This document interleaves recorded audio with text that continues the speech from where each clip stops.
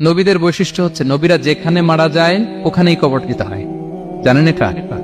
বিষ্ণু ইসলাম মারা গিয়েছিলেন আম্মাজান আয়েশা রাদিয়াল্লাহু তাআলার ঘরে, বলে ওখানে বিষ্ণু ইসলামের কবর রয়েছে, ওখানেই কবর।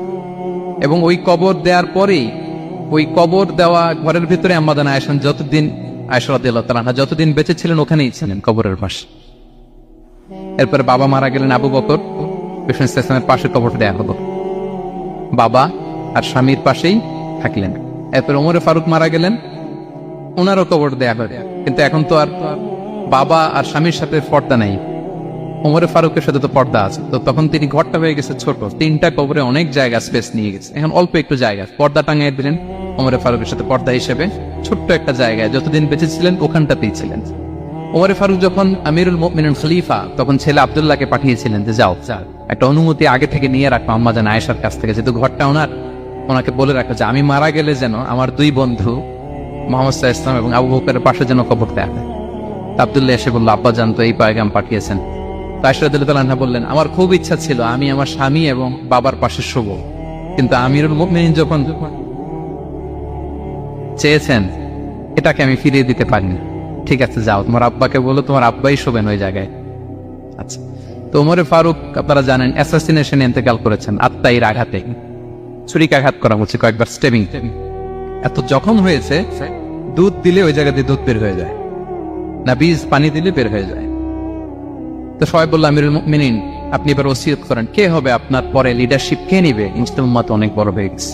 তখন তিনি ওসিয়ত করলেন এবং ছেলেকে আব্দুল্লাহকে আবার বললেন যে আব্দুল্লাহ আবার যাও, যে আম্মা জানের থেকে অনুমতি নাও। বলতেছে অনুমতি না নিলাম আর অনেক আগে, উনি তো বলছে আপনি মারা গেলে ওখানেই শোবেন। বলতেছে না, তখন আমি আমিরুল মুমিনিন ছিলাম, এখন তো কিছুক্ষণ পরেই মারা যাবে, এমন হতে পারে আমার ভয়ে বা লজ্জায় তখন অনুমতি দিছে, এখন আর দিবেন, আবার যাও।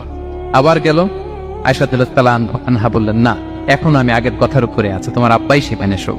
সুবহানাল্লাহ। ওমরে ফারুক ওখানে শুলেন, তখন তিনি পর্দা আরম্ভ করলেন আম্মাজান আয়েশা। তাহলে রাসূল সাল্লাল্লাহু আলাইহি ওয়াসাল্লামের কবরটা হচ্ছে আম্মাজান আয়েশা রাদিয়াল্লাহু তাআলা আনহার ঘরের ভেতরেই। আপনারা মসজিদে নববী যারা ভিজিট করেছেন তারা জানেন যে আপনারা যখন কিবলামুখী হয়ে নামাজ পড়েন, বাম দিকে বিষ্ণু ইসলামের কবর, সেখানে রাসূল সাল্লাল্লাহু আলাইহি ওয়াসাল্লামের পাশে আবু বকর এবং ওমরে ফারুক রাদিয়াল্লাহু তাআলা আনহুমা শুয়ে আছেন। রাসূল সাল্লাল্লাহু আলাইহি ওয়াসাল্লামের কবর থেকে মিম্বার পর্যন্ত এই পুরো জায়গাটা রাউদাতুম মিন রিয়াদিল জান্নাহ, দুনিয়ার বুকে জান্নাতের একটা টুকরা। বিষ্ণু ইসলাম ইন্তেকালের আগে ওনাকে অপশন দেয়া হয়েছে, নবী আপনি চাইলে থেকে যেতে পারেন আজীবন, আর চাইলে আমার কাছে চলে আসতে পারেন, এই হ্যাভ অপশন।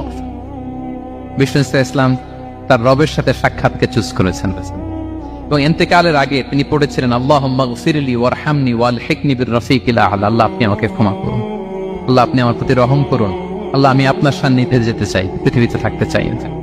সুবহানাল্লাহ। অপশন দেওয়া হয়েছে, আপনারা অপশন দেওয়া হবে, হ্যাঁ চাইলে আজীবন থাকেন। আমরা অপশন পেলে তো বলতাম আল্লাহ যা হয়েছে এখানেই থাকতে চাই, কি বলেন? বিষ্ণু ইসলাম বলেছেন ইলা রাফিকিল আ'লা, আল্লাহ আমি আপনার সান্নিধ্যে যেতে চাই।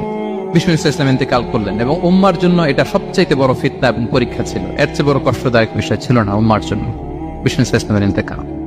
তিনি যখন ইন্তেকাল করলেন সাহাবারা পাগলের মতো হয়ে গেল। ওমরে ফারুক উনি বিশ্বাসই করে না, মানে আমার নবী মরতে পারে এটা উনি ভাবতেই পারেন। উনি নাঙ্গা তলোয়ার বের করে বলতে আরম্ভ করলেন, যে বলবে মুহাম্মদ মারা গিয়েছে আমি তার গর্দান উড়িয়ে ফেলব। পরিস্থিতি অত্যন্ত ভয়ঙ্কর। আবু বকর রাদিয়াল্লাহু তাআলা আনহু তিনি আয়াত তেলাওয়াত করলেন, ওমা মুহাম্মাদুন ইল্লা রাসূল ক্বাদ খালাত মিন ক্বাবলিহির রুসুল, মুহাম্মদ রাসূল ছাড়া কিছু নন, তার আগে অনেক রাসূল চলে গেছে, তিনি যদি মারা যায় বা শহীদ হয় তোমরা কি আবার আগের কুফরিতে ফিরে যাবে? এই আয়াত যখন তেলাওয়াত করলেন ওমরে ফারুক হাঁটু গেড়ে বসলেন। তিনি বললেন এই আয়াত তো আমি আগেও জানতাম, অনেক তেলাওয়াত করেছি, কিন্তু আমার মনে হলো এই মাত্র আয়াতটা নতুন করে শুনলাম, এই মাত্রই বোধহয় কোরআনের এই আয়াতটা নাজিল হয়েছে। সাকিফায়ে বনু সাঈদার মধ্যে সবাই বসে আবু বকর রাদিয়াল্লাহু তাআলা আনহুকে খলিফা হিসেবে নির্বাচিত করা হলো। বিষ্ণু ইসলামের ইন্তেকাল শেষ, গোসল দেয়া শেষ। আমরা যেমনি মারা গেলে আমাদের জামা খুলে অন্য একটা জামা পরিয়ে গোসল দেয়া হয়, বিষ্ণু ইসলামের ক্ষেত্রে এটা হয়নি, ওনার গায়ের জামা খোলা হয়নি, যে জামাটা ছিল ওই জামাটার উপরে গোসল দেয়া হয়েছে, ওনার ইউনিকনেস। এবং বিষ্ণু ইসলামের জানাজার নামাজে কেউ ইমামতি করেনি। কে হবেন ইমাম? উনিই তো ইমাম, গোটা বিশ্বের ইমাম, ঠিক কিনা বলেন? কে হবে ওনার জানাজার ইমাম? কেউ না। সাহাবারা ডিসাইড করলেন কেউ ইমামতি করবে না।